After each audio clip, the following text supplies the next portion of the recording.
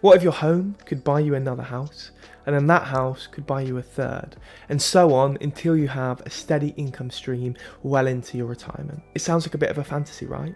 But thousands of property investors are using their equity in their home to scale long-term property portfolios to help them achieve their long-term goals. In this video, I'm going to show you how to leverage the equity in your home to start and scale a long-term property portfolio, even if you don't have lots of cash lying about. If you're new here, welcome. My name's James. I'm the co-founder and managing director of a property investment consultancy called Frater Property Partners. We help property investors start and scale long-term property portfolios across the Midlands, Yorkshire, and the Northwest. But this channel is all about your education. One of the main barriers to entry within property investment is that you often need quite a hefty pot of cash. Having said that, if you own your own home and you've owned that home for several years now, the chances are you might have enough equity in there to start your portfolio and even purchase multiple properties. By the end of this video, you'll know exactly what equity is, how to get your hands on it, and the exact steps you need to take to buy your first buy-to-let or your first several properties. This is a blueprint that can take you from a home buyer with equity stuck in your home to a property investor with a long-term passive income. So what is this weapon that I'm talking about? It's your home equity.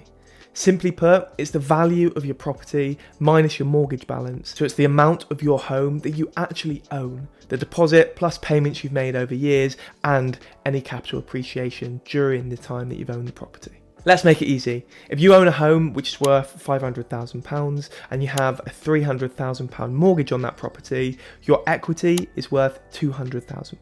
So why is this so powerful? The simple answer is, it's not just money written down, it's cash you can actually get your hands on to invest in property and build your wealth. Instead of just letting the value sit there and eventually pay off your mortgage where you own a property outright, what we're looking to do is we're looking to be slightly different to previous generations. Previous generations were always told to buy a home, pay off the mortgage, and eventually you'll own a house outright. However, if we look at a lot of those people, they may own properties that are worth £1 or £2 million in the modern day, but a lot of those people can't even afford to heat those homes. And essentially it means that yes, on paper, they've got some wealth, but they can't access their wealth. They can't access this equity because a lot of these people are now retired. Instead, what you can do is access this cash while you're still working, withdraw as much equity as you feel comfortable with, and put that into assets that will pay you an income and a profit every single month. This way, your house is actually working for you. You're not just living in it, but it's actually helping you create a whole business. All right, so you know how much total equity you have, but how can you actually use this? The way to do it in the UK market is to refinance your property. Once your mortgage term comes to an end, whether that's a 2 or a 5-year fix, you'll then have the opportunity to refinance that property. What that means is you're going to get a new mortgage or a new loan on that property, which is a bigger mortgage. You're going to use that to pay off the old mortgage and cash out the difference. So if your mortgage is £300,000 and you refinance that to £350,000, you can take £50,000 out of your property to use for property investment.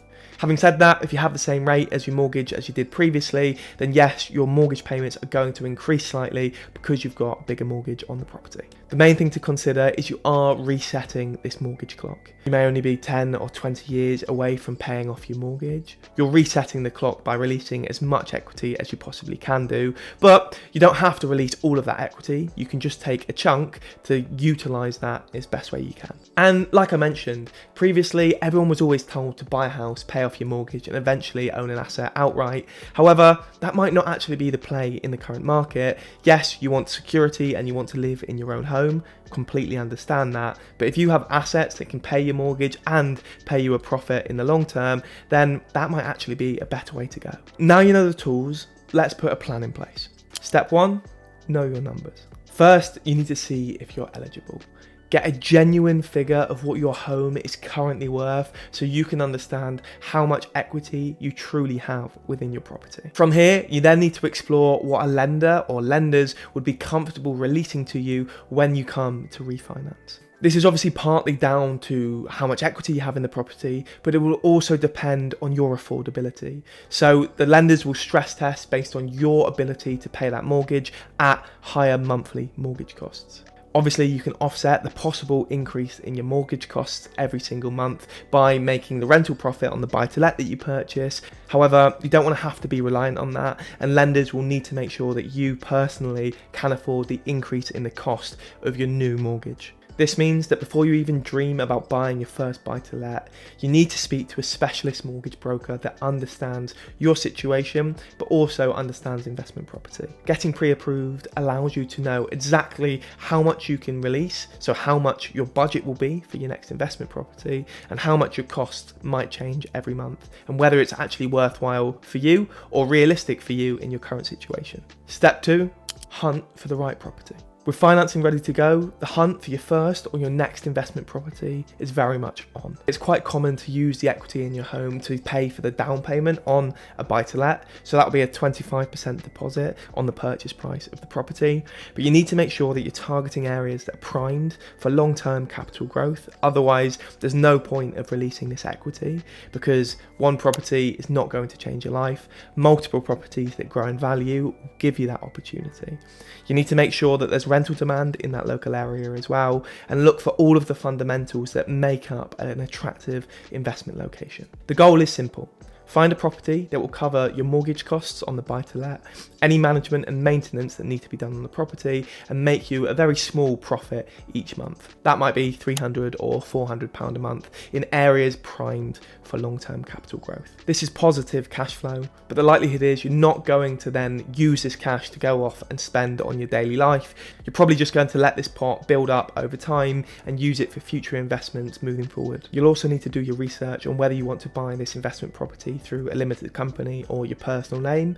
Everyone's situation is slightly different, but more and more people are buying through a limited company. And if you're not sure which way to go, I have done a video on that, so I'll put a link in the description at the end of this video as well. And then step 3 is buy and manage your first investment property. Once you close on your first property, then congratulations, you truly are a property investor. This is where the real fun starts, and sometimes headaches if you've targeted the wrong types of property. But in the modern day, you should be targeting quality assets in areas primed for long-term growth that will have minimal management hassle. You can then choose to manage the property yourself or appoint a management company, and most of our investors choose to appoint a management company. They'll charge 10% plus VAT of your monthly rental income, and you'll calculate that into your cash flow when you're looking at a deal anyway. The likelihood is, unless you're buying locally to you, then you're going to want to get it managed anyway.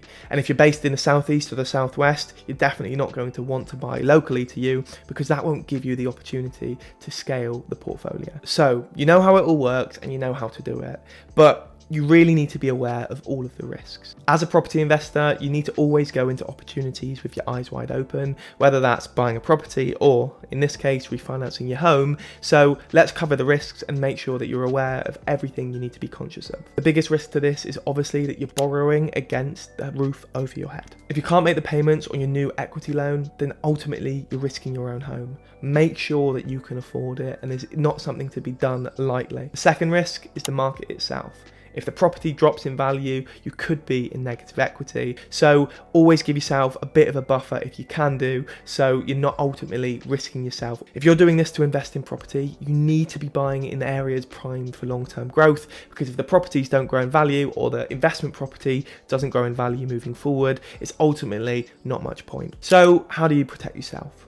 First, don't bet the farm. Never borrow to your absolute maximum. Always give yourself a little bit of a buffer in case your personal situation changes or the property market changes. 2, stress test your deal. Before you buy anything, you need to run the numbers and make sure you're buying on the information backed by data, not just your own feelings. If the property was vacant for a couple of months, does it still stack, and are you still giving yourself the opportunity to achieve your long-term goals? And 3, build a war chest. Keep an emergency fund that can cover your home payments and the payments on the buy-to-let if you need to at any point. This is your shield against any job loss, a bad tenant, or something breaking in one of the properties. So you've released equity from your home, you've bought your first investment property. Now, how do we scale this into a property portfolio that can give you a long-term passive income? Obviously, if you've got enough equity in your home that you can release enough cash to purchase multiple properties, then the sooner you do this, the better, because you benefit from more years of capital growth and the opportunity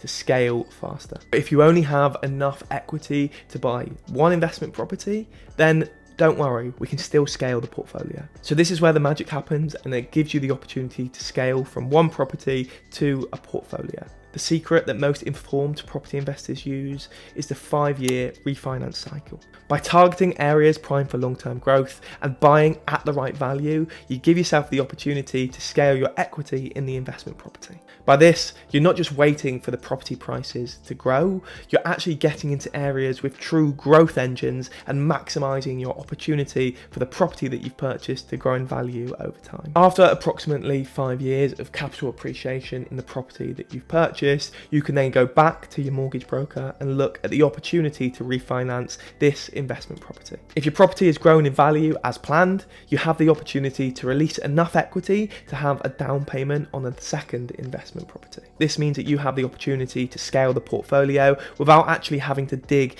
into your personal income or your own savings. This is using the wins of your first property to finance your next, and then eventually you'll start to see this snowball effect and you'll be able to scale a portfolio. I have also done another video on scaling a property portfolio from one property to £1 million worth of equity, and I'll put a link to that at the end of this video as well, so you can watch that if you find it interesting. Alright, so let's bring it home. The mission is to take the wealth you've already got in your own home to put into assets that will grow in value and ultimately build your wealth in the long term. You follow the game plan.